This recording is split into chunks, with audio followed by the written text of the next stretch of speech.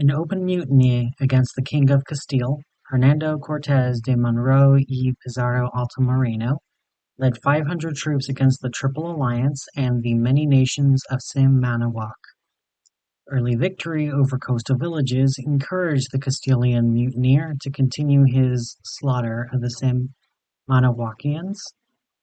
After his victory at the Battle of Centla, Cortes continued his conquest further inland, but not before he sent a letter to the King of Castile, begging the king to not consider Cortes's mutinies and to consider instead his victories.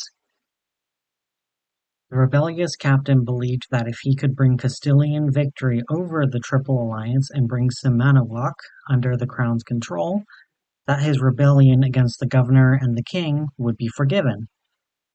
This would be the last letter Cortes would ever send back to Europa.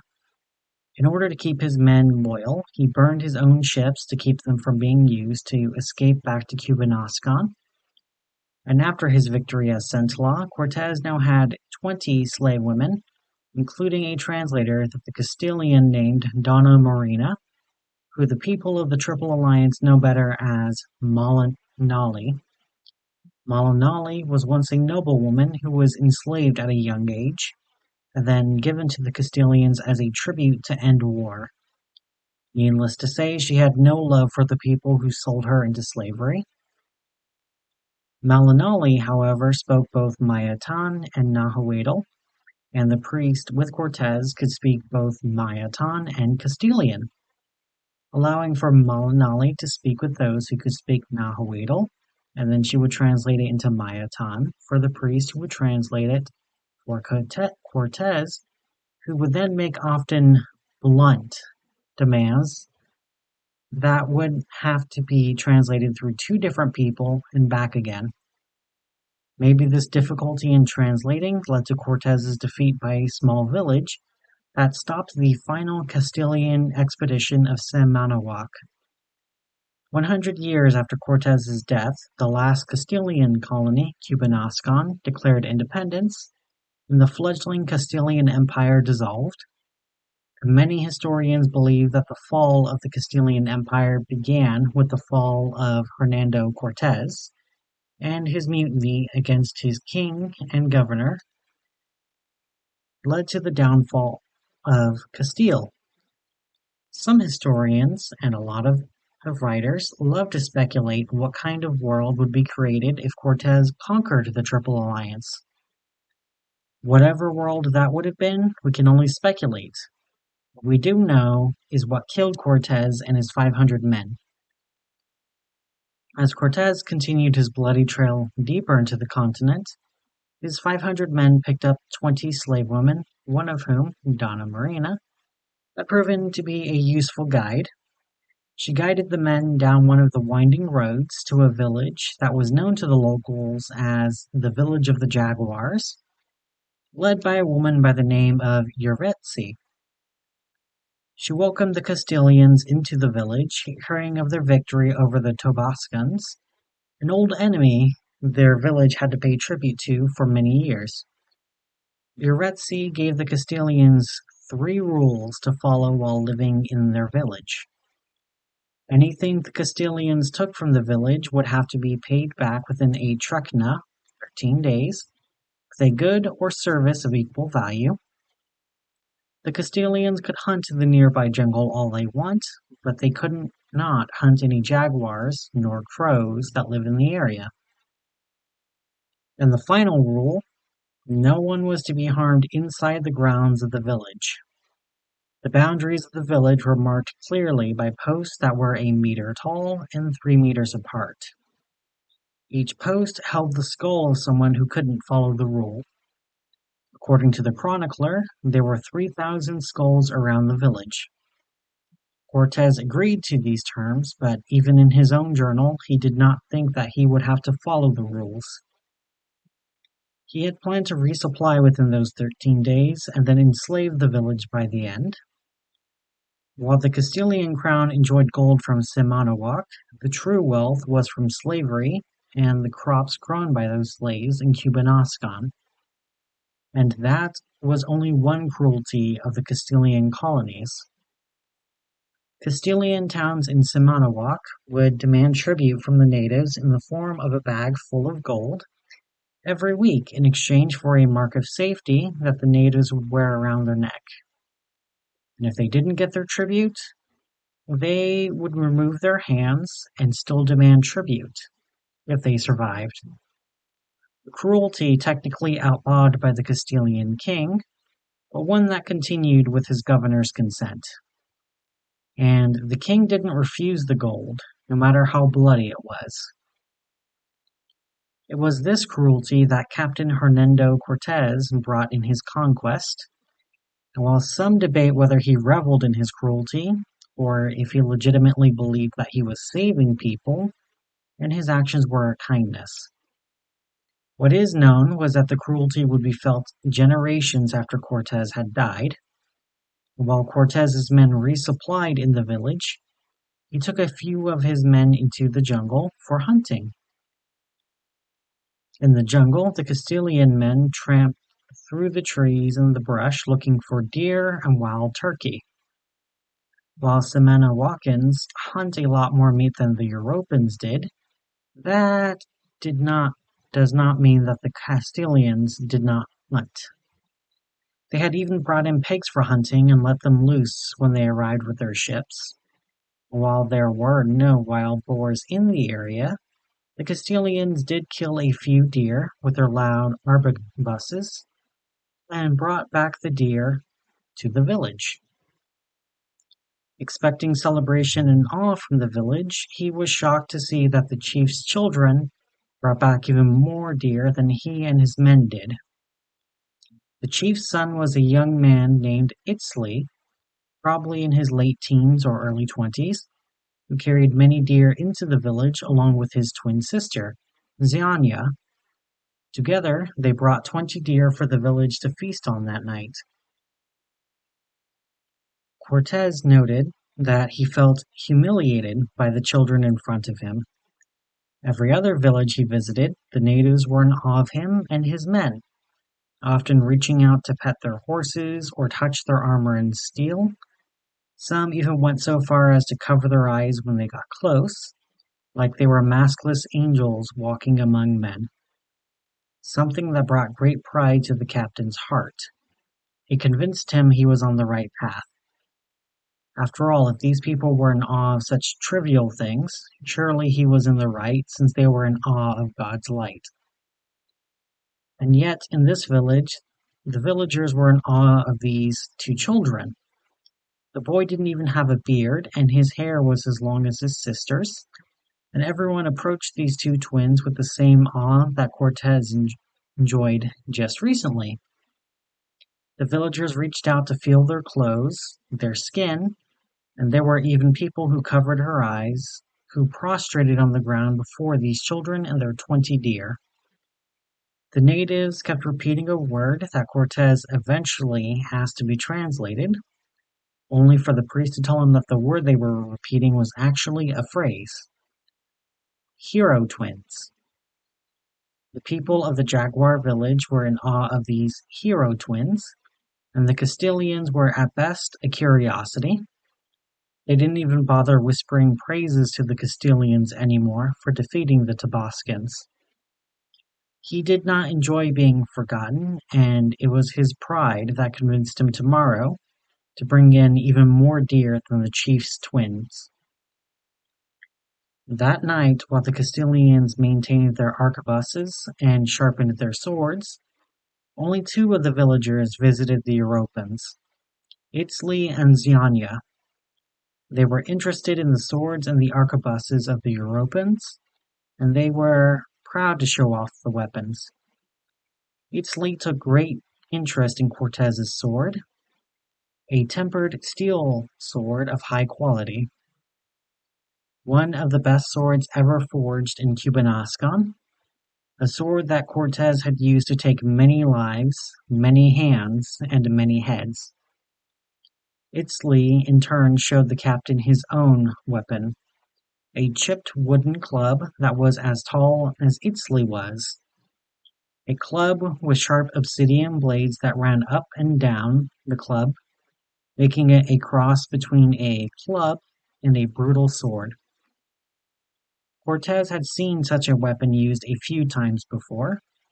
It was not nearly as quick as a good sword, but he had seen it was a very deadly weapon. Although it was not able to break through armor, his own life had been saved by his own armor enough times to prove that to him. He had seen the Makohedal cut off heads in a single swing, not just heads of his own men, but the heads of horses had been cut off by such a weapon. If it could be swung around with ease like his own sword, he was sure his own advance would have been stopped.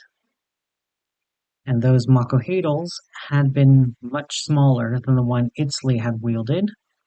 With how large the weapon was, it surely must have weighed nearly as much as Itzli did, far less than a Castilian greatsword of similar size. Itzli made it clear to the captain that night he wanted to test his own weapon against Cortes's. He made it clear by miming swinging his blade at Cortes's, and he did not wait long before he agreed to Itzli's challenge. He was confident in his own god, in his own blade, and in his own strength. Castile was going to own all of this land. Castile was going to own all of these people. This pagan would pray to heathen gods today and would be kneeling before Christ tomorrow. As adored as Itzli and his sister were tonight, they would be forgotten quickly. Just another big fish in a small pond that was going to realize just how big and how sharp a shark like Cortes was. So, on that moonlit night, the two men prepared as they both swung their weapons at each other. Cortes's blade sang in the night as it flew towards Itzli's club. Cortes put all of his strength into that swing as he expected to break the club, or at least disarm the boy with his own brutal strength and his own conviction. Cortes did not expect was for his sword to fly out of his hands, the steel edge missing his own neck by mere centimeters as it embedded itself in a nearby tree, and the Castilian man ran to see if he could salvage the blade. While Cortes pulled the blade out of the tree, Itzli laughed and smiled, clearly greatly excited to have done such an impressive feat, while Cortes examined his sword. The tip broke off in the tree, and the blade was both dented and bent. He wasn't sure if it could be repaired. Angered, he showed his broken sword to Itzli, who smiled and clapped Cortes on his back, like they were friends. Cortes, in his anger, would have cut down the proud boy there. If he wasn't worried, it would have broken his sword further. So instead he pointed back at the village, screaming at the boy to leave, which he did with a confused look on his face. When he returned to his men, he saw that Zianya had left as well, probably left with her brother, so he warned his men not to play such games with the villagers, as he brought the blade to the blacksmith, who confirmed Cortes's worst fears. Blade couldn't be fixed here. Now Cortes, stuck with a useless blade, replaced it with another from his quartermaster. A good enough sword, but not one nearly as nice as the one he had lost. The next morning, the chief, along with her children, visited Cortes's tent, and through the translators, it was clear that she was apologizing, but at the same time, it wasn't her apologizing. Through Donna Marina, and then through the priest, it was clear what Uretzi was stating. She told him that she heard about Castilian steel. They had heard that the steel was stronger than any substance in Simanawak, so Itzli was eager to test his own strength against it, and Cortes seemed equally as excited to test it. Itzli thought Cortes would be happy to see such a test, but since Cortes seemed so angry, They talked long through the night, and Yuretsi came up with a fair punishment for her son. When Yuretsi called Itzli forward, he lifted his makohedel up, and he held it in both hands and with his head parallel to the ground. It took Cortes a moment to realize what Itzli was offering him. Itzli was offering Cortes his own weapon, the very weapon that shattered Cortes's sword. In that moment, Cortes's pride and ego was bruised even worse by this insult. His sword was broken by this boy's club, and now the boy offered this club to Cortes as a further insult. Any other reason beyond this offer was lost on the Castilian. The idea of weapons as a sign of rank was not something that occurred to him. The idea that one of the heroes of this village was offering Cortes an apology for breaking his own weapon and pride never occurred to him. The only thing Cortes cared about was his own wounded pride. Like many prideful men, he could not see beyond it. He instead lifted his hands to show he did not want the club. This angered Itzli, who offered the weapon to Cortes again, who refused it again. Now his mother too was angered, as she asked Donna Marina why Cortes refused the apology. Yuretsi asked if what was offered wasn't of equal value to what was broken. She took it as an insult, since the Makuhito broke the sword, and clearly this man wasn't dumb enough to insult her hospitality. Donna Marina was wise enough to save face. She told the chief of the village that it wasn't that the Makuhito wasn't good enough, it was that it was too good to give.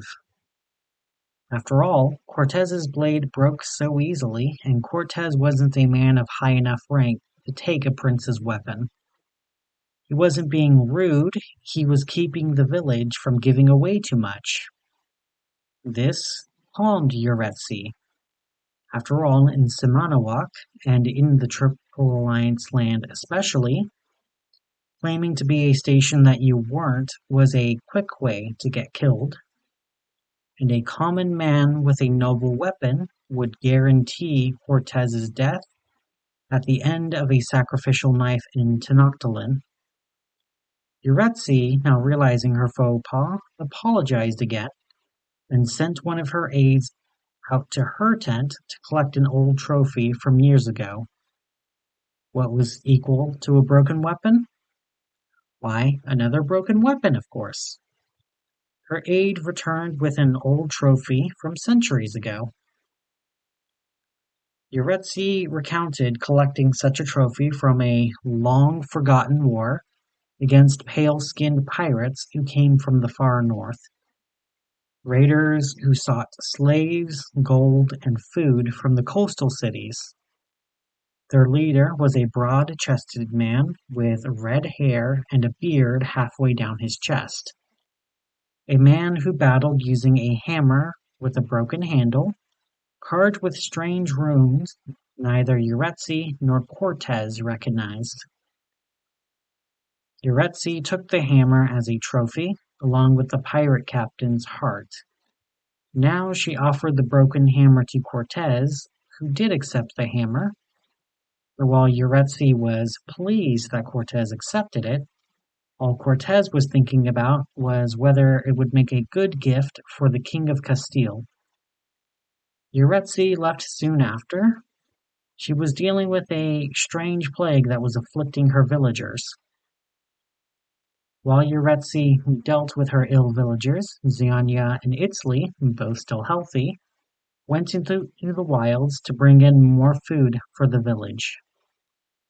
Cortes and his men went into the wilds as well to bring more food back. Their goal was to bring back more than the twin heroes, not because they wanted to help provide for the village, but because Cortes wanted to prove that his men were better than the chief's children. While in the wild, Cortes could not find anything to shoot. No deer, no birds, even the snakes and the bugs were silent. Neither him nor his men could figure out why, until they realized that they were being stalked. Cortes saw a blur in the brush as whatever stalked them got even closer. He lifted his arquebus in preparation when he saw what came out of the brush. It was a jaguar. The spots allowed it to blend it into the brush, and the eyes. The Cortes had seen jaguars before. They were usually scared away by loud noises, and they almost never showed themselves so clearly. Cortes tried clinging his new sword against his arquebus to scare away the big cat. But the jaguar only got closer, and Cortes could clearly see the animal's green eyes. Those eyes, they were too intelligent, too patient, too mysterious, and too curious. There could be anything behind those eyes. They could be curious. They could be ambivalent. They could be hateful. They could be apathetic. And Cortes would never understand what was behind them. The beast would be coming closer because it was hungry, or it could be coming closer because it was curious, or it could be curious what the inside of Cortes looked like. Since the jaguar only got closer, Cortes lifted his arquebus and aimed it at the beast's heart. The curious eyes of the big cat were still staring into Cortes's eyes when he pulled the trigger. The beast fell down as it bled onto the ground. The eyes still stared into Cortes's eyes as it finally died, and Cortes ordered his men to skin the beast and then cook the meat in the wild. He knew that bringing back the jaguar would have made Yaretsi hate him and his men, and still needed the village on their side, at least for now. In the wild, they skinned the jaguar, cleaned the skin, and put it into their packs before they cooked the meat of the jaguar, stuffing themselves on the cooked flesh. Meat that the conquistadors savored and all agreed tasted better than any flesh that they have eaten before. They would compare the flesh to pork that was heavily salted, the way it melted it in their mouths, and the little fat melted on their tongues. Cortes and his men returned to the village with full bellies, but with no food to show for it. The village chief was worried with her own problems, but the conquistadors did not care, nor did they notice that only Zianya returned from the jungle with her deer. Her brother was nowhere to be seen. The next day, Zianya asked Cortes, through his translators, if they had seen her brother. When they told her that they had not, she asked the Castilians if they could help her find her brother while hunting. Even more people were sick today than yesterday. The sick villagers were feverish with aches, vomiting, and some were even starting to get boils across their skin that were full of blood or other vile fluids. While Cortes was reminded of the biblical plague of boils upon Kemet, the people of the village feared it was something much worse. While Cortes's translators promised that Cortes would share the meat and keep an eye out for Itzli, he did not care enough to even spare a thought towards such a promise, as he and his men went out hunting. Nothing they caught appealed to Cortes nor any of his men, who had eaten the jaguar meat. The many deer they caught were cooked and shared with the village, because Cortes couldn't stomach the meat, nor anything else that night. He craved that jaguar meat, and the next day he promised himself to hunt more jaguars to try and fill his hunger. The next day, even more villagers grew ill. The first of the villagers died from the disease. The villagers cut a single lock of hair from the dead before they burned the bodies, piling their ashes into an urn with 2 locks of hair, one taken from their birth and the other taken from their death. By this point, only the villagers that were left healthy were Yuretsi and Zianya, who were both busy preparing the dead, while those who were less ill were taking care of those that were more ill. The Castilians and their slaves were still untouched by the illness. When the Castilians went hunting, they found nothing to hunt. The jungle was silent wherever they stepped. Even the air refused to blow. The mosquitoes refused to bite. It was like the world refused to deal with the Castilians. And when they returned, hungry and tired from their fruitless hunt, they found the village empty. All that was left was a funeral pyre in the middle of the village, where Zianya and Yuretsi burned the last of the bodies. The Castilians made it to where the 2 women were, and Yuretsi spoke in Castilian to the assembled Europans. "We welcomed you, we fed you, and you brought pestilence with you. We heard of what you did to the Tabascans, knew of what arms you carried, and we gave you a chance. Even as you brought all tree, wheatly plagues, wrath on my village, we gave you a chance. Even when you killed my son in cold blood, even when you skinned him, even when you cooked his flesh, even when you ate him, I gave you a chance. I can see now that you are not worthy of Talaran. Take out his skin from your pack and lay it by the fire," Yuretsi ordered, and Cortes's men complied. Even if Cortes wanted to resist, he was forced to listen. In the shadows of that pyre he saw things of shadow and flame, things that back in Castile would have been called demons, pagan gods, pagan angels, pagan devils, all at once. A jaguar skin was laid out by the fire, the ashes of the villagers blown by Cortes as he salivated from the smell of the fire. The burning villagers smelled the same as the jaguar meat that he ate just a few days ago. "Now, lay all of your weapons, armor, steel, and guns on the skin. Lay it down so not a single hair can be seen," Yuretsi told the 500 gathered men, who removed their armor, their swords, and their guns, covering the skin that seemed impossibly large. When the last piece of metal was laid down, it was Yanya's turn to speak. "What was it your god did? He returned to life after 3 days? An impressive feat, surely. One that is worthy of praise. But let's show you something that my brother and I can do," Zanya said, as she folded the edges of the skin over the metal. When the edges of the skin touched each other, she lifted the skin with the metal up, before she let go of the skin, and from inside of the skin, Itzli fell out. Whole and alive, not even upset about his apparent death and resurrection.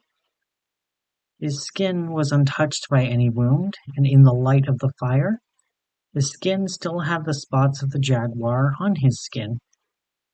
He turned to the Castilians as he bowed like a performer. "Resurrection is not reserved for one. Surely an impressive feat? Or maybe you need another show?" he asked the fearful Castilians who stared at the hero twins, as Itzli picked up his makuhito from the shadows, and he swung it at his sister's head. Her head flew from her shoulders in a fountain of blood, but her body remained standing where it was. The head flew into the fire, where it rested, less than a meter from Cortes.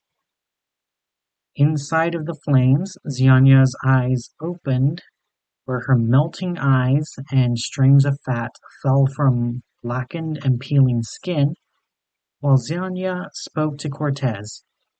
Your god does not follow you here. Here you are not the heroes who will overcome evil. You are the evil to be overcome, and we are the heroes who will overcome you. The burned skull said as the headless body stepped into the flames to grab its skull.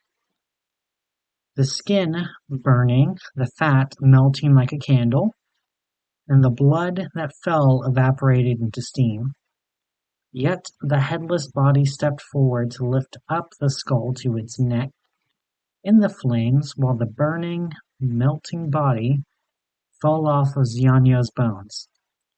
I think they need another show, sister. Why don't you see if they can come back from death like we can? Italy asked his sister, who was little more than a skeleton with jewelry around her neck and arms. The skull grinned as she reached out of the flames, and she pulled Cortes into the fire. He screamed when the flames licked his skin as he cooked inside of the fire, held in place by Xianya. It took him a long time to die. It did not take him long to burn. His skin blistered, burst, and burned as his screams got harsher until it stopped, but still he struggled in the flames. His vocal cords burst before he suffocated from the smoke. As he struggled in the flames, he looked out among his men, among the skulls around the village, and even the shades that stared at him from the shadows. The shades of all those who he had killed, all stared at Cortes as he burned. When he awoke, he did not wake up where he thought he would. There were no pearly gates, no silent purgatory. Cortes woke up naked in front of the largest river he had ever seen, a river that had a small hairless dog by the shore that barked at him, trying to get his attention, and he felt an odd pull in his heart telling him that he needed to travel beyond the river. After the death of Hernando Cortes, nearly all of his men were killed as well. The only ones who survived were his slaves, including Malinali, who was pregnant with Cortes's only child. Do not think that the slaves were saved as mercy. They were enslaved again and sold to Tenochtitlan, the capital of the Triple Alliance, where they would spend the rest of their days, and where they would warn the king of the coming threat from across the sea. The king, armed with the knowledge of this threat, along with the new technology from the failed expedition, sought out new alliances and new conquests to resist and then fight against the Castilian Empire. As the Triple Alliance grew in power, their conquests grew bloodier, and in time their own ships sailed for the Tano Sea, where they claimed land from the Castilians. At first, they were welcomed as liberators, only to realize they had traded one conqueror for another. When the last Castilian colony declared independence, the Triple Alliance had cemented itself as the strongest empire on the continent of Vespucci. Now focused on technology and science, the Triple Alliance would progress into the modern nation that we see in the present. With a long political history with every nation in both Sealy and Vespucci, many powerful nations grew around the Triple Alliance, either because of the Triple Alliance or in opposition to the Triple Alliance. Nowadays, the modern Triple Alliance is more concerned with astronomy, space exploration, and environmental conservation than it is with taking hearts or fighting flower wars, a long and bloody history that has led to the modern world. And it can only be speculated if Cortez's expedition could ever be something other than what it was, or if it was always fated to just be drops of ink in the ocean.